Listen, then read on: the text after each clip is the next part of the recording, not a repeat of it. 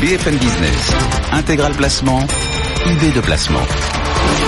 Et on diversifie avec le placement dans le domaine du vin. Bonjour Angélique Delinxin, la directrice générale déléguée d'Ideal Wine. Pour ceux qui n'avaient pas le nez sur les chaînes d'infos en continu, le week-end dernier, il y avait une vente en Bourgogne, une référence, celle des Hospices, et de nouveaux records. Oui, c'est une vente qui... Vous y étiez, pour la 13e fois. Oui, 13e fois pour nous, mais c'est une vente qui tenait sa 158e édition. Donc, c'est vrai que les Gilets jaunes n'ont pas refroidi l'ardeur des enchérisseurs parce qu'elle a établi des records à 2 niveaux d'ailleurs, puisque en nombre de pièces vendues. Je rappelle que pour la vente des Hospices de Beaune, les vins sont vendus, ce sont les vins de l'année qui sont donc pas encore prêts à boire et qui sont vendus par fût, par pièce de 228 litres, c'est-à-dire 288 bouteilles. Donc nous avions cette année un record absolu en nombre de pièces, 828 pièces, ce qui correspond à une très forte hausse par rapport à la moyenne décennale qui était en dessous de 650 pièces. Donc un record en termes de volume, mais aussi un record en termes de volume vendu, de chiffre d'affaires atteint, puisque la vente a atteint 13 950 000 euros, et même 14 millions, un peu plus de 14 millions si on compte l'adjudication de la pièce caritative adjugée au profit de très, très belles œuvres. Donc une hausse de 25% par rapport à 2017. Et d'ailleurs 2017 était déjà une année très qualitative et très productive. Donc ça rend le résultat d'autant plus significatif. Bon, n'empêche que vous nous signalez depuis longtemps l'enthousiasme pour cette vente et pour ce vin, etc. On est dans une droite ligne où là il y a aussi une forme d'accélération? Alors on constate une réelle accélération depuis le début des années 2010 et plus particulièrement depuis 2012, parce que si on prend le prix moyen de la pièce vendue, elle est passée à partir de 2012 au-dessus des 10 000 euros le prix moyen, pour n'en plus jamais redescendre. Bon, voilà donc pour le coût de cette vente. Pourquoi 2012 ? Alors 2012, c'est assez intéressant effectivement parce que il y a plusieurs facteurs. Déjà, depuis 2005, cette vente est de plus en plus médiatisée. La Maison Christie's y a largement contribué. La qualité des vins du domaine des Hospices de Beaune. Je rappelle que le domaine des Hospices, ce sont 60 hectares répartis sur les belles appellations de Bourgogne, avec une viticulture de plus en plus raisonnée, de plus en plus soigneuse. Une nouvelle femme à la tête des Hospices, un nouveau régisseur, Ludivine Griveaux, qui est là depuis 2014 et qui continue à faire hausser la qualité. Et puis, alors il faut vraiment tourner, je pense, le regard vers l'Asie pour comprendre ce qui s'est passé. L'Asie qui s'était passionnée pour les vins de Bordeaux à partir de 2008-2009, avec une spéculation qui s'est arrêtée sur les vins de Bordeaux là, à partir de 2010-2011, et la Bourgogne a pris le relais. Et ce qui est significatif, c'est que cette année, aux Hospices de Beaune, les acheteurs asiatiques ont représenté plus de 50% du produit vendu.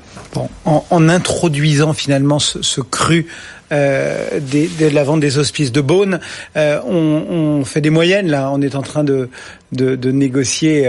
En gros, si on rentre un peu dans le détail, est-ce qu'il y a des tendances qui se dégagent, rouge, blanc, grand nom ou moins grand nom, histoire de pouvoir guider un petit peu les investisseurs? Oui, c'est vrai que c'est important de bien regarder ce qui s'est passé plus finement, parce que le prix moyen de la pièce, donc je vous disais 16 848 euros, a augmenté lui par rapport à 2017 de 19%.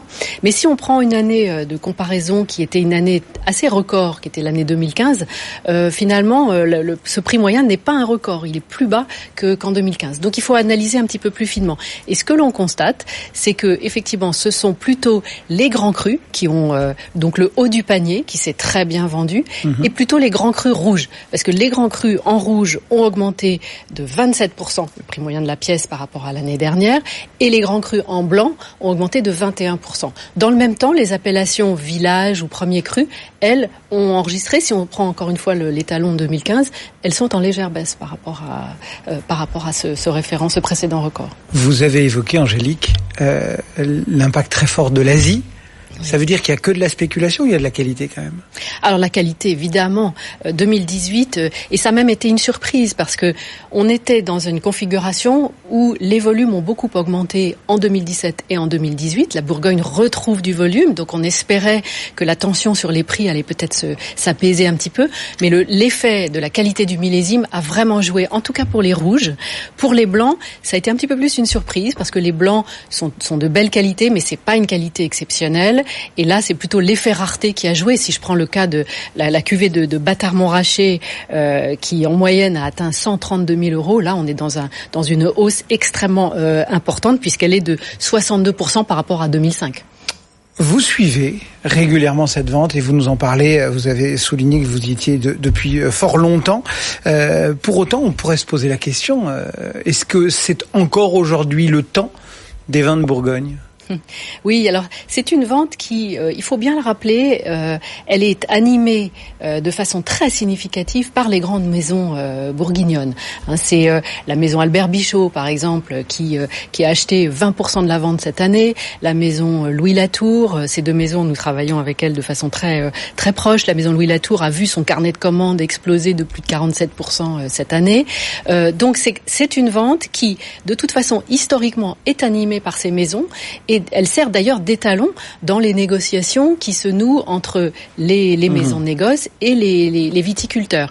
Alors évidemment, avec cette ultra-médiatisation, cette mondialisation des acheteurs, l'étalon il bouge un petit peu. Mais pour autant, l'effet de la référence que cela représente en termes de tendance de marché et d'évolution, d'analyse d'évolution de la demande, elles sont très significatives. Et là, l'explosion des cours atteste bien de l'attrait de la Bourgogne. Bon, dans le retail, on a le Black Friday, on a Thanksgiving pour essayer de prendre le des ventes de Noël. Est-ce que finalement les hospices, c'est pas le Black Friday des ventes de Noël? Est-ce que vous pressentez que cette année va y avoir en fin d'année un peu une razzia sur les ventes aux enchères? Vous suivez ça très finement. Alors je ne sais pas si nous avions besoin de cette vente des hospices de Beaune et ce résultat record pour constater que effectivement l'attrait pour les grands crus rares et les grands crus rares de Bourgogne étaient vraiment intacts. On l'a encore constaté hier lors d'une de nos enchères sur la plateforme d'Ideal Wine avec, alors ça n'était pas un grand cru rouge, c'était un blanc, Corton Charlemagne du domaine Coche-Dury qui en 2010 a frôlé les 5 000 € la bouteille, ce qui représente une hausse de 38% par rapport à la cote. Et là, d'ici la fin de l'année, compte tenu de la qualité de ce qui arrive, on a des collections absolument magnifiques qui vont être présentées dans les enchères. Je ne doute pas que ça va faire vraiment le bonheur des amateurs, notamment des amateurs asiatiques. Et ben voilà, c'est point complet. Un petit clin d'œil quand même, 228 litres, vous en parliez tout à l'heure, ça va être une diversification d'Ideal Wine, on va vous retrouver en vrai à Paris, c'est ça? Alors 228, c'est effectivement la contenance d'une pièce de vin, mais c'est effectivement le nom d'un bar à vin connecté à Ideal Wine qui ouvre on aura l'occasion d'en reparler dans Paris, absolument. Merci. Allez, Angélique de Lanxin qui vient régulièrement nous voir pour Ideal Wine.